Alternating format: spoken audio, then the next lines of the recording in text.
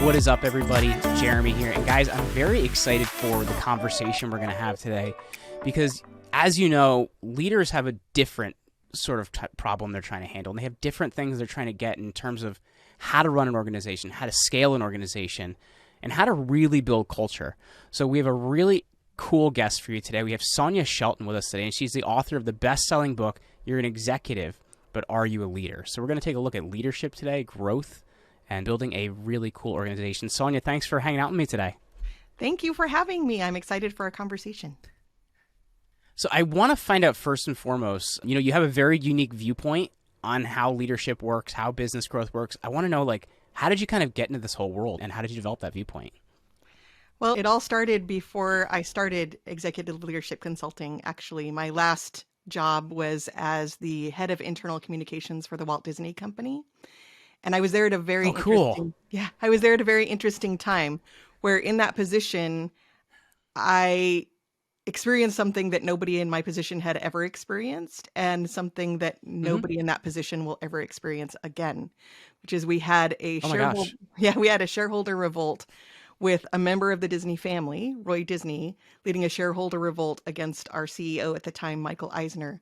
So imagine it's like a company going through a divorce and I'm the head of internal communications, right? So I really just had a unique experience and perspective to see a company that is known for the best of the best culture going through the worst of the worst culture.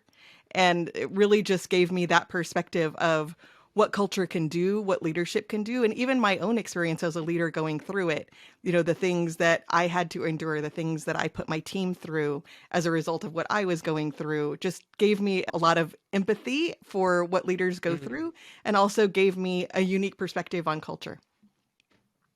I'd love to hear what some of those lessons are you learned from that, because that is an extremely unique position to be in, especially, with a well-known brand. What did you learn from that? I love that you mentioned a position you were in that no one else will be in. So obviously you've learned something and put some things in place so that doesn't happen again. I'm curious to learn a little bit about that. Yeah, it's really around recognizing, I think the first lesson is your impact as a leader. And you might not realize the impact that you have. So one of the things that I tell clients is it doesn't matter what level of leadership you're in. It's almost like you have your own personal TMZ following you around. So they're really looking at everything that you do. They're scrutinizing everything that you do. And you might not realize the impact that you're having as a result of those things. You just see yourself as I'm just a person. But as a leader, they don't see you that way. They put you at a different level, almost like TMZ follows celebrities, right? So I think that's a big lesson. And then also the importance of purpose and really connecting that purpose through everything that you do.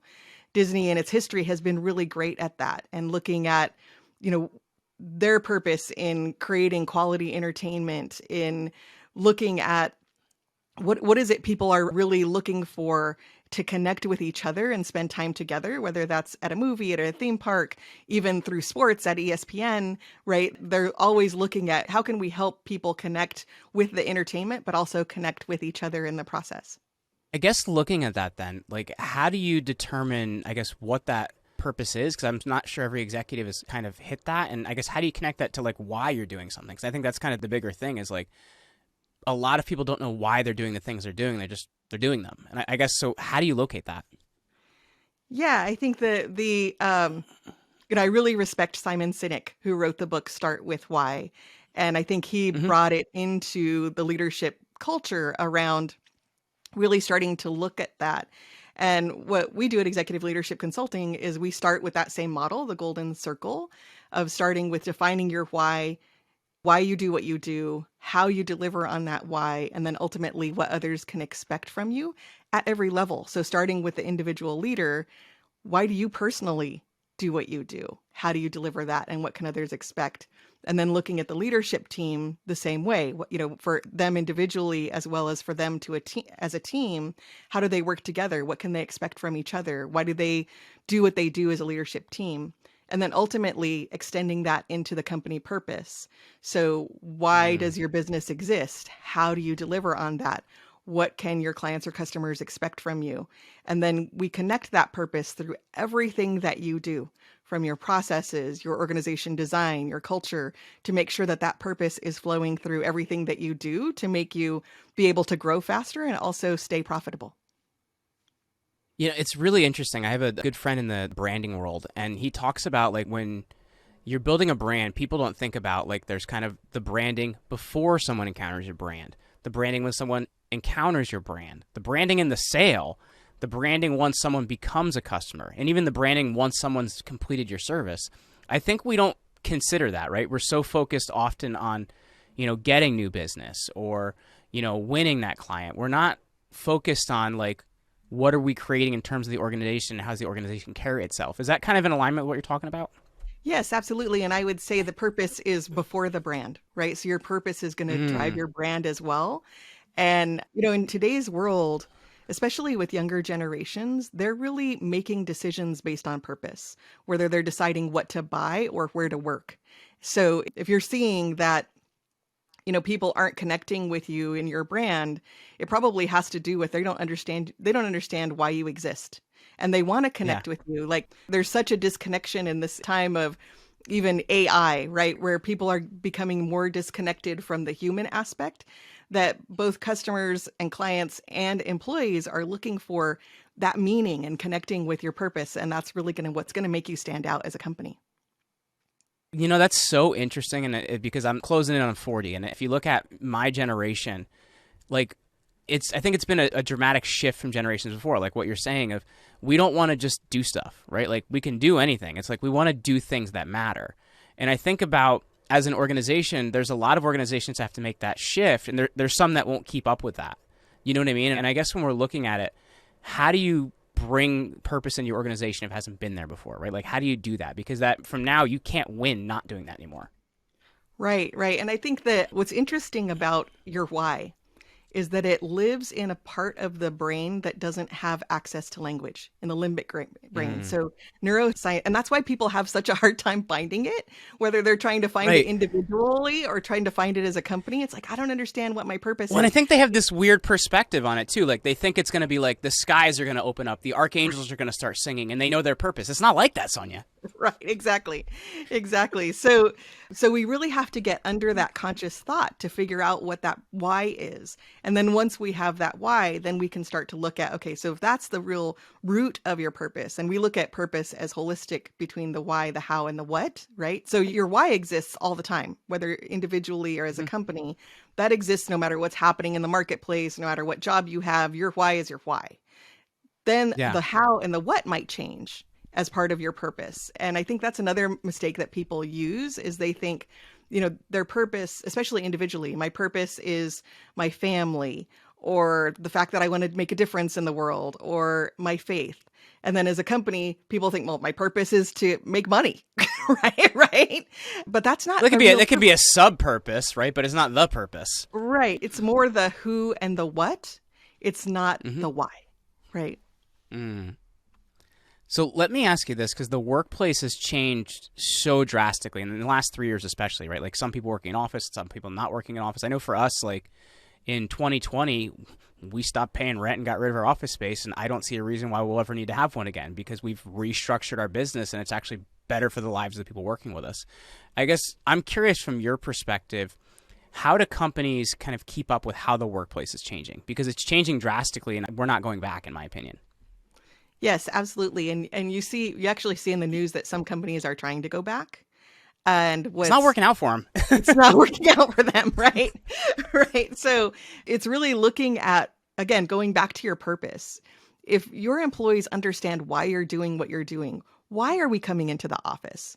If it's not just we need to be in the office 3 days a week. Why? I talk to so many clients that say, their companies are doing that. And then they come in the office, but they're still on video meetings. They're not actually with people because there's some people that are there and some people that aren't. And they're like, why am I here? Like, I don't understand why we're doing this.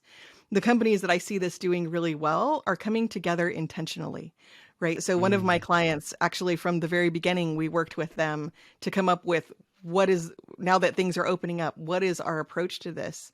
And we did a survey of the employees and what the employees wanted. And then we also looked at what the business needed and what their strategy was as a business.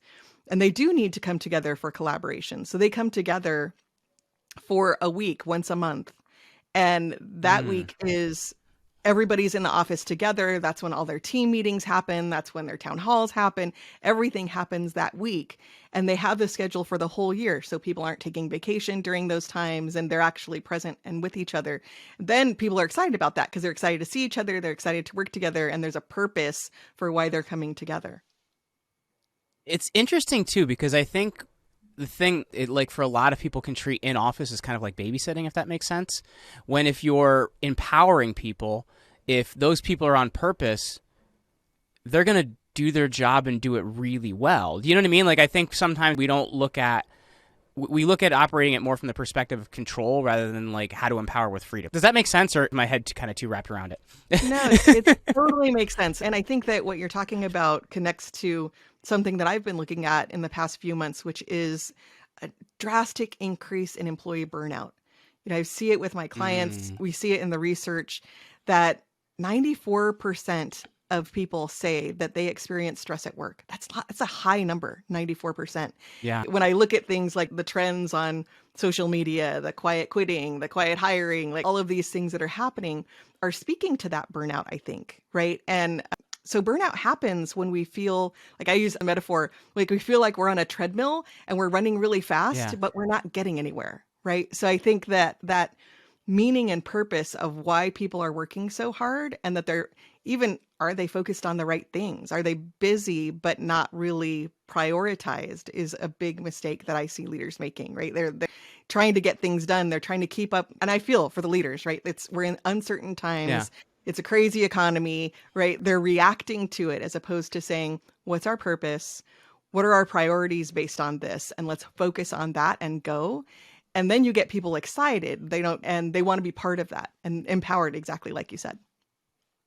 You know what's interesting too is one of the things that I see with the whole, quiet quitting phenomenon is I feel like organizations don't have a good pulse on who their people are, like what they're doing, what's happening in their lives, right? Like for me, like we have a lot of our team are willing to seek our advice and talk to us about things that are happening in their lives because we've made it a safe space, right? Like, you have to be able to do that and people will open up with you and you can lead them differently and they're not going to drop out on you. Like, I think it is important as a leader to make that space.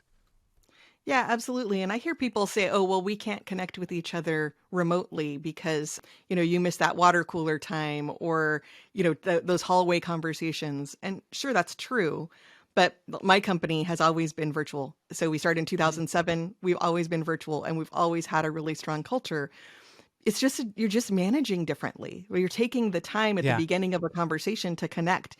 How are you? How was your weekend? The same things that you would say while you're getting coffee if you were in the office, you say at the beginning of a meeting, right? And you just make the time and space to connect with them personally.